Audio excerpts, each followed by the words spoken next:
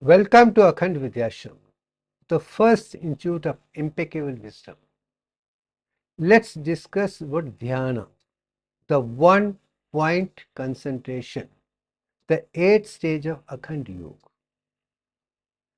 As I've been saying very clearly, coming to Devyank has taken me so many lives and births, deaths and cycles that number I don't remember. But fact is, it is a journey of many births and births to come to this stage of recognizing, conceiving and revealing Divyang for the first time in 2015. And that journey is being revealed step by step as a reincarnation. First thing which comes to my mind is we are all created by divine energy, divine mathematics, and that is Bhakti Yoga, the devotion towards that force which has created everything perfect in the universe, from mineral kingdom to the plant kingdom to the animal kingdom to the human being, the perfect one, which represents the universal consciousness, its own presentation. In that form, one of the greatest representation of universal consciousness is Goddess Durga, and reincarnation of Masha Vishnu, Saraswati, Mahalakshmi, Mahakali. Same thing with Dattatreya, which is Brahma, Vishnu and Mahesh, and all put together in the form of Om, and this particular representation is the devotion towards the divine force, which is represented in graphic presentation as Dattatreya and Goddess Durga. Now come to the question which has brought me to this stage is like Karma Yoga. When I think of Karma Yoga, I only think of Lord Surya, the sun, Aditya, which is the most disciplined object in the universe, and giving, giving and giving, and that's it. My Guru A to Z is the Aditya, the sun god, and Aditi, which is the daughter and mother of Aditya, hydrogen and helium, the two most abundant, and they are the one which taught me how to be disciplined, how to think positively and move on to Divyang by and large. Then comes the question of Sanatana Dharma is a spiritual science way of life. It has got three things given very clearly to the universe: Mantra Vidya, Yantra Vidya and Tantra Vidya. There is no doubt about it. But I see in Sanatana Dharma implicit divine mathematics hidden in the form of mantras, yantras and tantra as a Ganit Vidya, the divine mathematics. And I am revealing that divine mathematics in a complete new form. But all the things I have taken from Mantra Vidya, Yantra Vidya and Tantra Vidya, and after that the last 10% maybe can call my contribution in the form of finding Divyang. You have seen that, we'll see more and more as we proceed. Then come to the Ganit Vidya. This is a picture of divine mathematics. 22 by 21 is like Brahma, 10 stage of development Vishnu, and 0.33 Panchbhuta Shiva, equivalent to 1.61. This is divine mathematics with which the perfect entire universe are created. And then the symbol you can see, and 10 planets you can see, and that exactly what it is all about. Then Akhand Vidya is again the soul rising from center of the human being like Shibhushan Sharma right up to pole star. That the sequence is made of 1024 lotus petals, and you can call it Sahasrara Chakra. And this is very defined spiritual science of the mind thought process from Gyan, Vigyan, Pragyan, Akhandata to the ultimate consciousness is represented in Akhand Yoga. Then the first thing in Akhand Yoga which comes to stand out very clearly is Yama, the 5 virtues of integrity, which are truth, ahimsa, asatya, brahmacharya and apigraha. That you should be completely truthful 24/7, no violence of any nature against anything. You should not cheat anybody, do any theft, anything in any form. You should be walking, talking encyclopedia character which has no deficiency at all, and that is brahmacharya. And you should not acquire more than what is required. What is required for you: home, wealth, health, wisdom. For to make human bodies perfect in comfort zone, you have all rights. Divinity will give it to you and Akshay Patra. But more than that, try to share with the world in the form of money. Sure, everything is for the world. Take care of your thing, and then the remaining thing is for the world, for the love of it, because it's been given for the world as such, and that is the beauty of Yama. Then come to the niyams of the foundation disciplines. This is second stage of Akhand Yoga, which makes it very clear you should be pure Sauch. Inside the body and outside the body, your home, entire world has to be perfect without any deficiency at all. Then you should be satisfied with whatever you given to you. Make optimum use. That's a test for your integrity to move on. Never be jealous of somebody else. Then do tapasya in such a way you increase the heat within your body, because that is the dynamism. When energy increases, only then evolution takes place. When energy is less, it becomes like water and solid. And that realization within the physical body of the self and all the mineral kingdom, plant kingdom, animal kingdom, everything within the human body, only that is the self-study is required as a part of discipline. You have to do it. Then Ishwar Pran, that divine, the divinity within you, become the God within you and be surrendered to that. Follow the inner consciousness. Only then you can move on to the next. These are the 5+5 steps which take you towards impeccable wisdom step by step, but sticking to all the 10 and all the interconnected things completely. Then come to the yogasana. There are 108 yogasanas which are very, very essential. And this particular picture is Surya Namaskar. And when I talk of yogasana, I bring into consideration clearly all the skeletal muscles should be exercised, all the smooth muscles should be exercised, and all the cardiac muscles should also be exercised. When these things are done properly, you only then you go to the next stage of preparation towards the active process. These are our preliminary foundation things for yoga itself. And Vajrasana is a beautiful asana. If you learn this thing, you can do very well. And this is the one because the blood is accumulated in the legs at 61.8034%. That has to come back and circulation very well. If the heart is the one which is pumping out oxygenated blood to the circulation, or the blood to the center to the periphery, veins bring from periphery to the center. And once that comes, circulation is very well, you are going to have perfect health and no circulation problem, no heart attacks, nothing at all.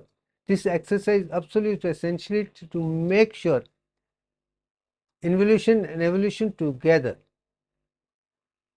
Then come to the question of pranayama is a very exercise divine mathematics. Fourth stage is absorption of 100% oxygen from the universe. Maintain that 100% oxygen in blood, number one. Then expulsion of 61.8034% of carbon dioxide and remain 38.196 for making hydrochloric acid in the stomach. And once this is done, that means you are perfect, and that breathing all said and done is designed with Divyank alone. And this is what I am talking about. Once that is done, you can maintain your alkaline medium 7.4 pH through the body, and you are not acidic in nature. Anybody who's acidic in nature will go for acidic respiration, and that is dangerous, will increase the respiration rate and create all the problem. You should breathe 12 times per minute with 1.09 as an inspiration and 309 as an expiration. Once that is done, you are absolutely clear in breathing technique as such. Then comes to the Tratkam, is something which Patanjali does not talk, but I think is very important. This is what is going to make you clairvoyant, clairaudience and other things. What we have 5 senses we are clear about has to be converted into 10 senses, and that's it. And 5 senses are, you have the touch, you have the smell, you have the taste, you have the hearing, and you have the vision. And the higher forms, extrasensory perception, make it 10. once do that, for that Tratkam is very, very important, because Tratkam, with the open eyes, you see between the eyebrow and you understand the Sat Chakra Nirupana's 6 levels very, very clear. And only then you can go to the higher levels of consciousness. It is seeing the external world with the open eyes, but connecting yourself, sense organ to sensory, to mind's intelligence and intuition with Antaratma, with Adhiti or Kundalini or Antaratma. Once act one, and this is a process which prepares you to go inside very, very clearly. And this is where you understand that wisdom of the external, internal is known, and your consciousness comes and you have the pure power of clairvoyance, clairaudience, and everything put together. Then come to the pratyahara, withdrawing the senses from the external world, but with open eyes, not closed eyes. If you close the eyes and close senses, that is not pratyahara. Eyes should be open, ears should be open, senses should be open, taste, everything should be open. You are seeing the world, but your conscious is inside. And that is maybe the thing which ancients have spoken about, that pratyahara is by and large to take it to the heart level itself. And this is where Jivatma and Antaratma become one. Jivatma is enjoying the fruits of mineral, plants, everything within yourself. But there is Antaratma which is letting you see what is to be taken, what is not to be taken. And that is what Mundaka Upanishad, Chandogya Upanishad, and Katha Upanishad, all of them talking about these two things. Only Jivatma and Antaratma together up to Pratyahara have to come to very stage, and only then you realize yourself that you are divine in nature. And let me make it very clear, I do not see any god and goddess as such in the universe.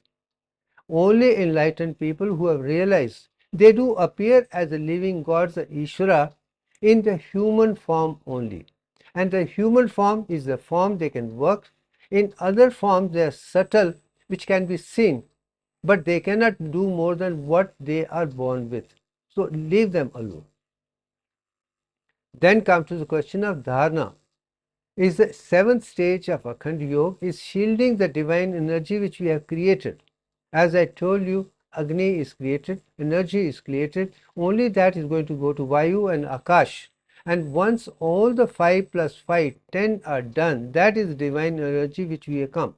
And that completely as such should come inside the body, because with Tratkam and Pratyahara is to bring it to the center of the human body, into the ventricles of the brain itself. Once it is at the ventricles of the brain, you create a shield around it so it does not go back at all. You are literally focusing it in the ventricles. And once that is done, only then you can start your journey much more active. After dharana, you have shielded the energy, and that's it. And that's the seventh stage of Akhand Yoga. And here I am going to show you something. Most of the people who talk about Patanjali talk about dharana is concentration for a short period. I do not agree with that. And I do believe the real description of dharana is desh bandhas chittasya dharana. You create the territory of the mind, energy is there inside which you have withdrawn from the outside. You create a territory. You create a territory with desh, and you create a bandish, boundary around it. And once you do that and sit quietly over there and become the witness of the entire universe, you become the witness of the whole thing. You are observing everything the way they are. There is no confusion in your mind. Your mind is completely perfect.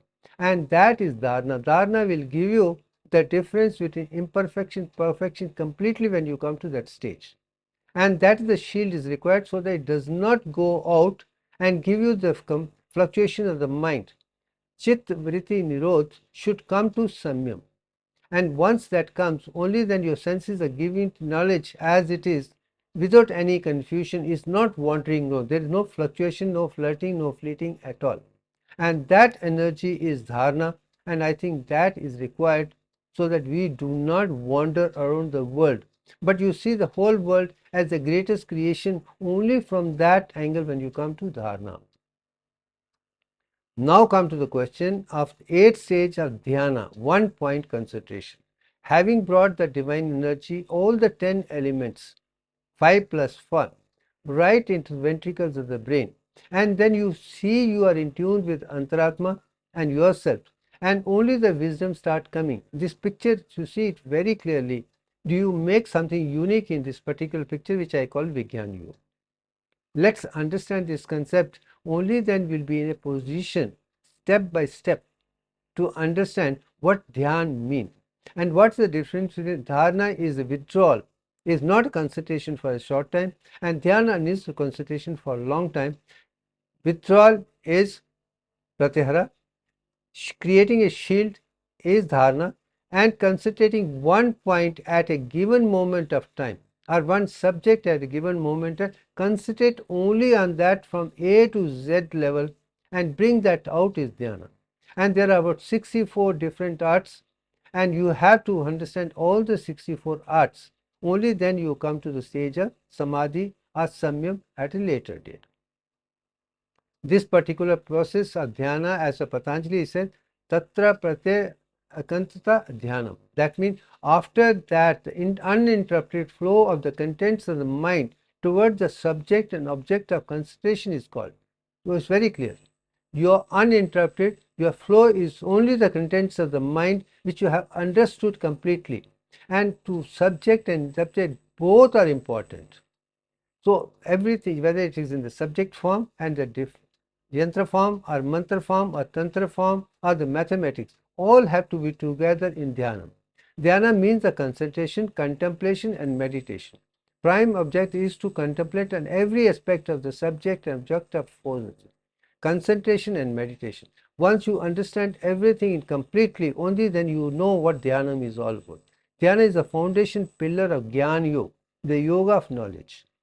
So far we were talking about all the philosophies, other things. Now you in Jnana Yoga, then Vigyan Yoga, the Pragyan Yoga, Akhandata arises only after Dhyan. When it is one subject, it's Gyan. When you have more subject and scientific, it is Vigyan or science. Then Pragyan is absolute wisdom of 64 hours. Then only Akhandata takes place. Once you move on to that, only then you have learned the art of Dhyanam. Otherwise, you are not even knowing how to. Even for my students, I expect them to listen to me very clearly, focus on what I am saying, and if they focus only on that, they will be able to conceive the thing. And if they have a desire to become perfect and work towards that, only they achieve pinnacles in life. Without concentration, contemplation, other thing, fully focused on one of that, nothing more than that, at least for 22 minutes at a time, you need to maintain. And that dhyanam 22 minutes is absolutely essential for anybody and everybody. If you cannot concentrate for 22 minutes on one subject, you cannot really understand the wisdom completely. And in the process, you learn everything from the entire universe. We can recognize, conceive, and reveal the hidden secret of the universe, divine nature, and human body together with Dhyanam itself. Once that is done, you come to Devyank one by one, step by step. This you're going to see an example how I have used my facility of Antaratma Aditi within me as a voice of silence, me and Aditi's dialogue or Kundalini Antaratma dialogue, to understand how we can convert divinities graphic presentation, which is animate form, to convert to semi-animate, and then take it to inanimate, geometrical and complete mathematical thing, how it has happened, as one of the examples which I'm going to share. And there are hundreds and thousands of examples which I've worked on, but this is one simple example which should be seen, because this is something which no one in the world has done till date. And since it is done, was done, something was done thousands of years ago and given as a legacy of someone who had done as a Brahman long back, but not even one person is able to see. And I want to show how beautifully there is wisdom in that particular picture, which was drawn 5,000 years ago, and it was given, and not even one person even saw the beauty of it by and large.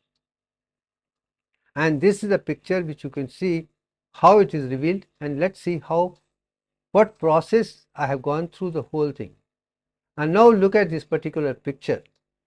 This was dug from Ayodhya, where Babri Masjid was demolished, and then debris were taken on the recommendation of Supreme Court of India from ASI. When they saw this particular picture, and this picture was, in my opinion, was made 5,000 years ago by Maharishi Yajnavalkya only during Ramayan's period, where Rama was born, and Ayodhya is all about that only.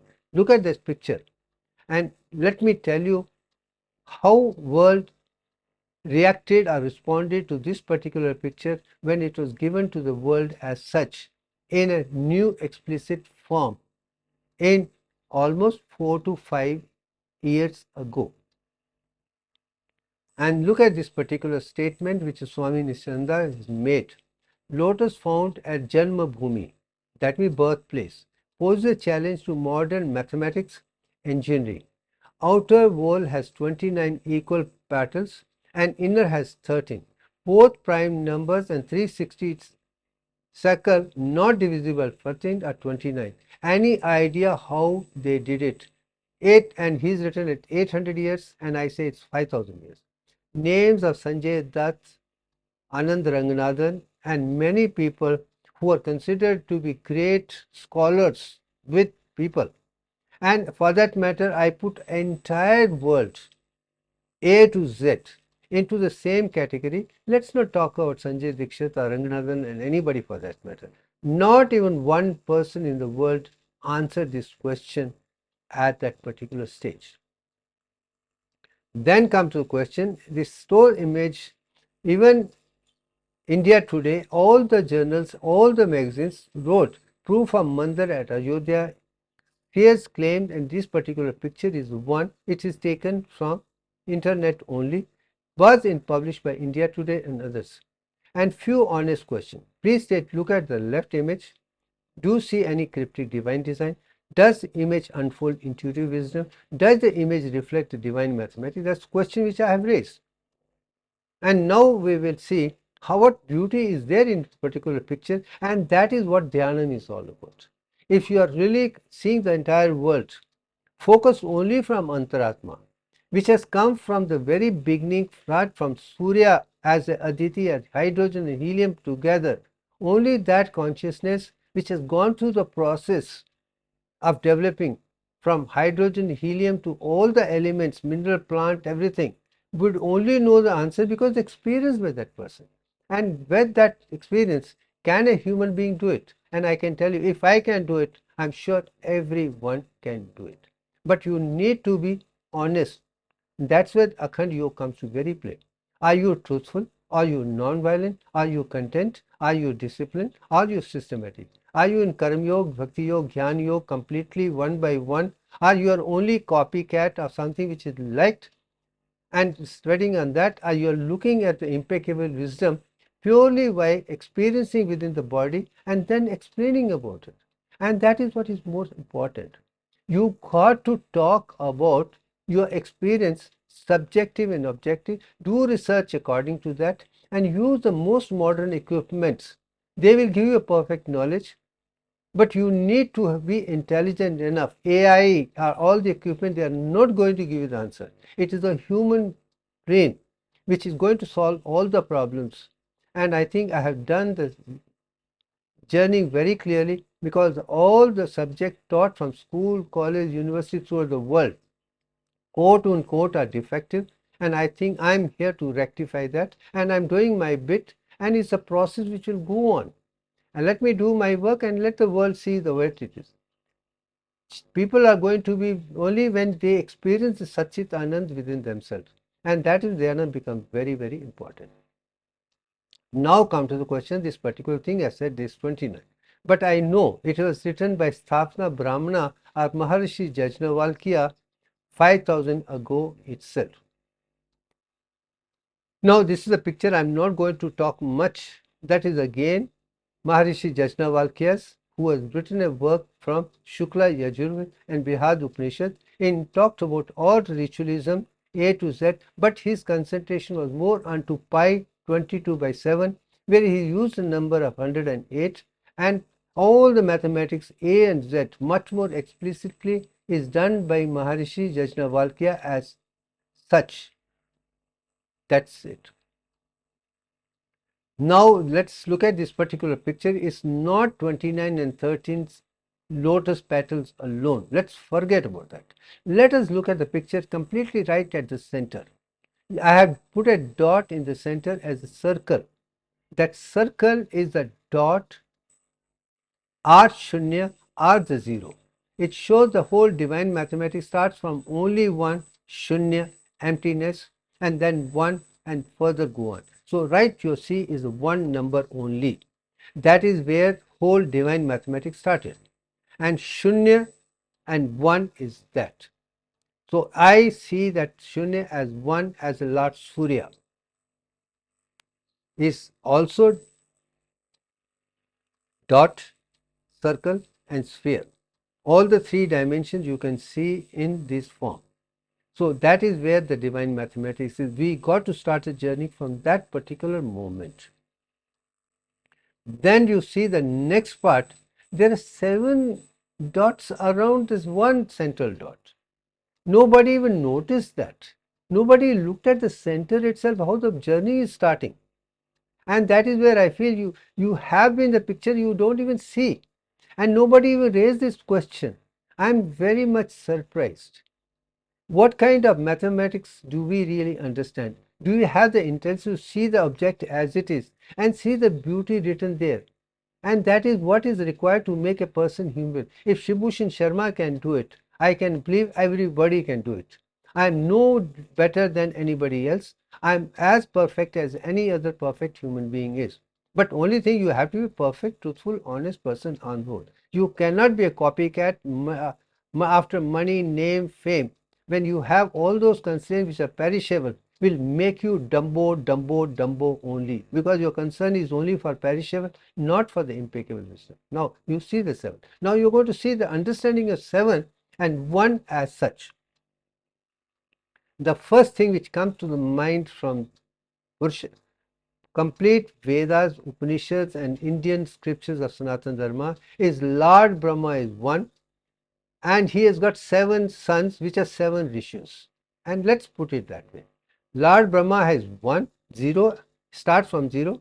He represents a pi, and he is 1, and he has got 7 sons which are Saptarishis, are 7 sages. Let's leave it that. That's first example which I think is a pure consciousness, and it has been explained by everybody. For that matter,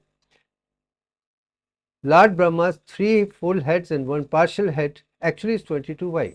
But every head is equivalent to 7 parts. I am making it very, very clear. Every head is made of 7 parts, 7 children left with it. So 3 plus heads equivalent to 22/7. That is equivalent to 3.142857 only, not the number which world is talking of, the pi. That's again a mathematics with mistake which I am rectifying. Now come to the question. Another example which is given by Sanatana Dharma is Lord Surya is the one which is there, and Lord Surya is converted into 7 horses. So there is 7 number which is absolutely essential. You can call it 7 colors of Vivgyar, rainbow, 7 days, everything. So number 7 is very clear. Even in Surya's light is 7. 7 horses represent very clearly. This is divine mathematics starting from 0, 1 to 7. Now come to the question of the astronomy and astrology and 7 days by and large. This is one picture. You can see Sun, Moon, Venus, Mars, Jupiter, Saturn and Mercury. In all the 7 put together, the only 7 days uses uniformity in the east and the west, north and south. There is a complete concurrence on that, on astronomy, astrology and everything. But has anybody said why these 7 days and these 7 planets and all the numbers including astrology and astronomy of 12 rashis center around that, including 108? And this is what something which has made me realize this is a divine mathematics. It is Sun which is 1, and it has got to 7 parts, and let's leave it at that. And once we understand that, we'll understand the divine mathematics completely. We are going to see that as we proceed step by step. Now this is the picture which I am showing. You have a Sunday, which is Lord Sun as such. This is center of our solar system. Sunday, Sun. That's it. Monday is the moon. Tuesday is the Mars. Wednesday is the Mercury. Thursday is the Jupiter. Friday is the Venus. And Saturday is Saturn. These are the only 7 things. Names are given, and there is uniformity in the east, west, and north and south. Why? The question is, these are the only 7 objects in the universe can be seen by every human being on earth. Nothing else can be seen moving systematically every day. Only this. That's why there is uniformity. That is the divine mathematics. I think once that is understood, done. But has anybody given it this form by anyone throughout the world? I'm sorry to say no. Let us be very honest. Record of how things are done is very well in the universe. And today particularly Google and publication, everything is recorded the time and space when the first person talked about it. And this is what it is all about. And then come to the question of Vigyan Chakra, which I made in 1997. Again, this picture was made in 1997 after understanding the beauty of the picture of goddess Gayatri with a lotus flower, 10 arms and 5 heads. And that was the picture which I made. And the same picture was converted into Akhand in 95, from 95 right up to 97. Having done that, I understood the animate form as well as semi-animate form. Now I raise the question, my Antratma Aditi, the Kundalini Antratma, you are the one who is part of the universe. Everything is created by you. That means you should have all the answers. You have made me understand Goddess Gayatri's symbolic preposition, animate form, also semi-animate. If you can convert that to inanimate form, divine mathematics with geometry and mathematics, nothing other than that, then I would say I would follow you, not anybody else. And this was the making of done at that particular stage. How I was made to draw that step by step at this stage to convert animate, semi-animate to inanimate, I think is the enlightening thing for me. That is now let's exploration and think how it is executed. First thing was made a dot of sun in the center as such you can see, and then a circle. That dot as a circle you can see, and circle was I was asked to make into 9 points on the circle. Center is 1 and the 9 point. That is 1.9 is a 10 point again from the very beginning itself. So let's start from sun itself, then circle as a 9 point. As such, let this picture be the first picture which I was made to design as such you can see it. Then second question was beauty of 7 was given. 1 divided by 7 is equivalent to 0.142857 only. Once that number was given, then I was made to connect 1 with 4, 4 with 2, 2 with 8, 8 with 5, 5 with 7, and 7 with 1. Once that picture was done, you had a new picture coming up in the process. And you see the sun is there. Then you see a pentagon right in the center. That's it. And that picture is beautiful, but there is something missing. 3, 6 and 9 are not at all touched. No wonder Nikola Tesla said divinity lies in 3, 6 and 9 as far as he is concerned. And I would give him a 100 out of 100 marks for that particular statement. So now you can see this picture very clearly. You have 3 untouched, you have a pentagon, you have 7 parts, you have the center, you have this number of mathematics increasing beautifully. Now then I was made to put a male triangle between 3, 6 and 9. And I think that is the most interesting part. You have completed all the 9 part. And this is a picture of Enneagram, which the West has made it popular because they understand only male God, they do not understand female God. So their concept is the God is a male figure, which they can see in the God. I have never seen male God in the God. So let me not get into that controversy. But this picture is beautiful, and what is more beautiful in that, what was sun as 1, which was 5, has become 7 now.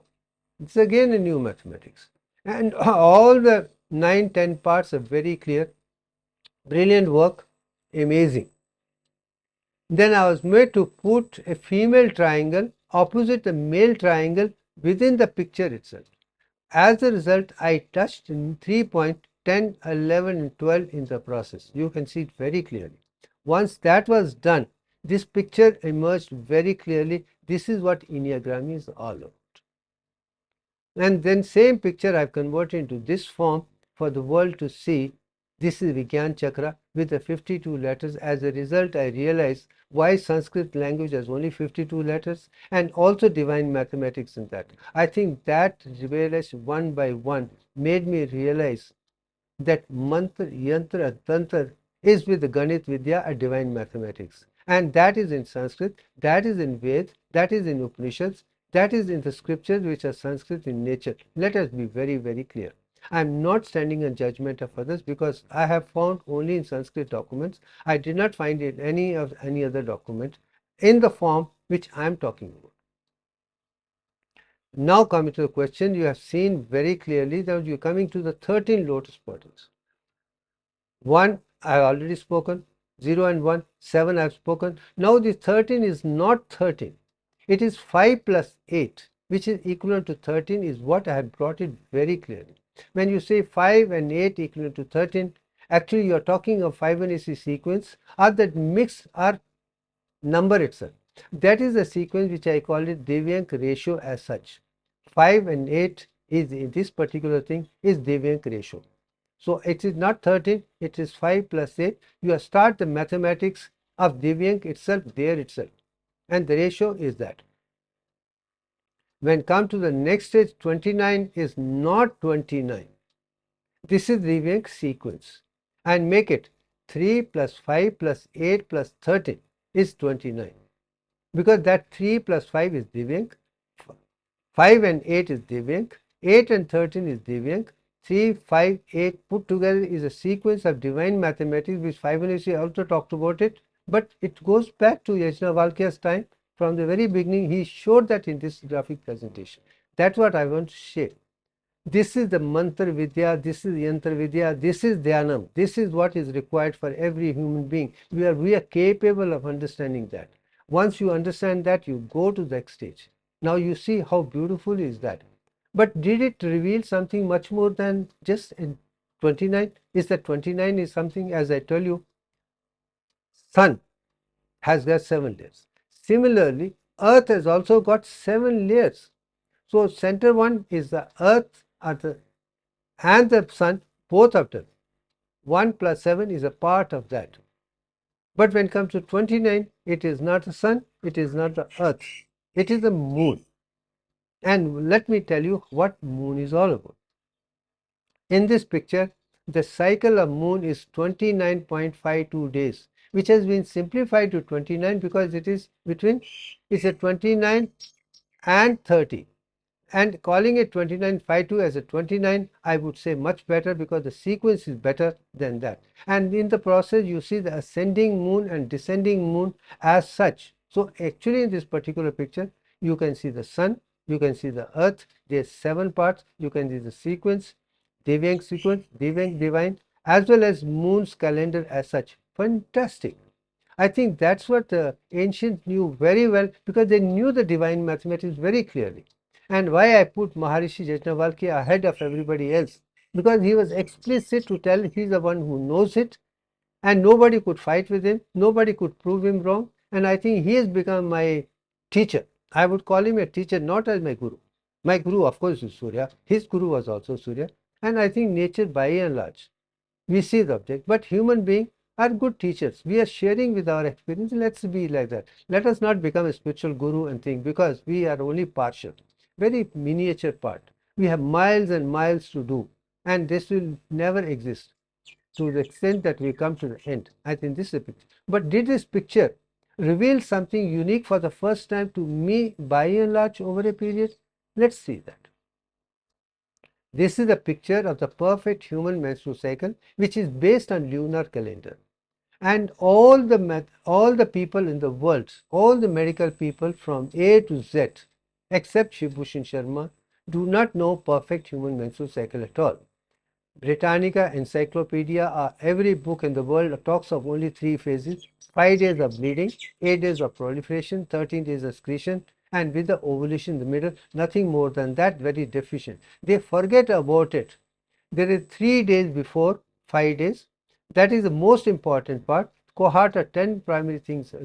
That's the time where follicle stimulating thing and neutralizing hormone from pituitary, also releasing hormone for hypothalamus.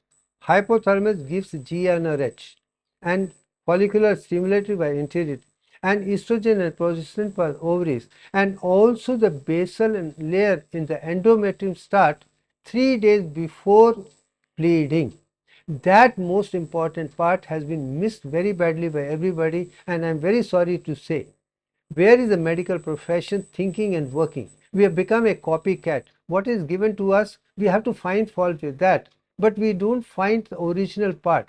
I think this divine mathematics made me realize that we human beings are quite capable of doing that. Once we do that, only then we reach to the divine consciousness as a living human being, as an Ishvara or Bhagwan by and large. But Bhagwan or Ishvara is a living being as a human being who understand divine mathematics, not a philosophy and think and confuse the people. And I would call anybody fit enough to be a born Siddha, as a born Brahman, to be that. Not, let's not call it Ishvara, let's not call it Bhagwan, let's not call it Guru, let's not Guru anything.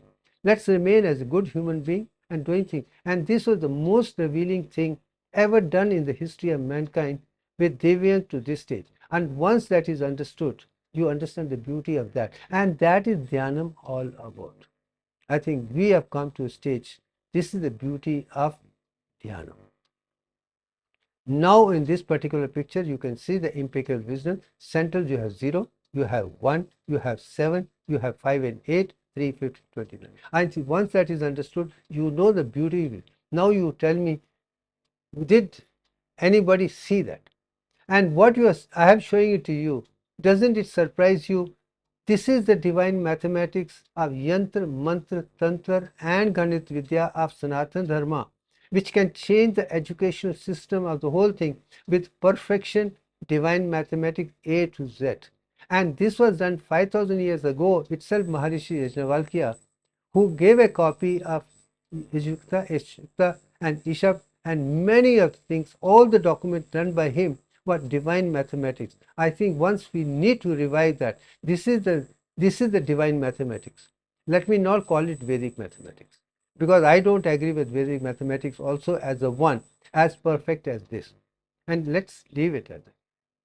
And this all thing is there. I think let me be clear. The most important part is Dhyanam, one pointed concentration on every subject and object of the universe. And this is one example. And I have given this example and thousands of different aspects and brought out the divine. And this picture is another thing which is full of mathematics, much brilliant than the picture itself. That is only a small miniature part. And this is even macro part. So macrocosmic to the microcosmic is this in picture itself. Every part of this, every dot in this is phenomenal. And you can see all the symbols which have been made. It's only, I make it very clear, Shivbhushan Sharma has done this with the guidance from Aditi only. And of course, Goddess Durga, Goddess Gayatri, Goddess Adi Prashakti, maybe Shiva, Brahma, Vishnu, all the things, including Dattatreya, all the divine forces from Veda, Upanishads, other things, they are the one which shown me their beauty one by one with experience within my body itself. And only when you are pure in yourself, then you come to that stage, otherwise not at all possible. I think that should be enough for the time, because we will be going to the next stage of Samadhi in the next tomorrow. Thank you very